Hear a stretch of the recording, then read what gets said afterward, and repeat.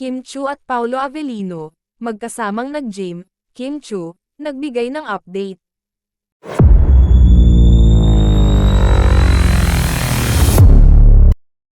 Usap-usapan ngayon sa ilang mga social media platforms at ilang mga entertainment news sites ang panayam ni Kim Chu sa showbiz reporter na si MJ Felipe. Kabilang sa mga naitanong kay Kim Chu ay kung paano nila pinaghandaan ni Paolo Avellino ang trending nilang bed scene sa Philippine adaptation ng What's Wrong with Secretary Kim. Ayon kay Kim Chu, ginabayan siya ng maayos ni Paolo Avellino sa kanilang bed scene dahil hanggang cabinet scene lamang ang kaya ng kanyang powers.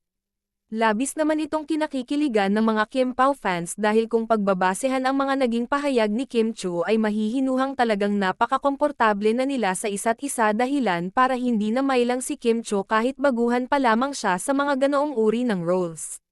Sa kabilang banda, lalo namang nagniningning ang mga mata ng mga tagahanga nina Paolo Avellino at Kim Chu nang kumalat sa social media ang mga video clips kung saan makikitang magkasama ang dalawa sa isang gym at sabay na ginawa ang kanilang workout routines.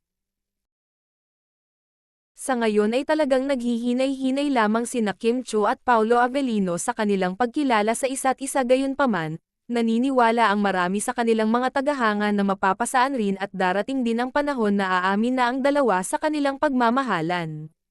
Subalit, hindi pa rin nawawala ang ilang mga agam-agam ng ilang mga tagahanga ni Kim Chu na baka ay muli lamang na masaktan ang aktres dahil kilala na umano itong si Paolo Avellino na magaling na magpaasa kagaya na lamang sa ginawa nito noon kay Janine Gutierrez.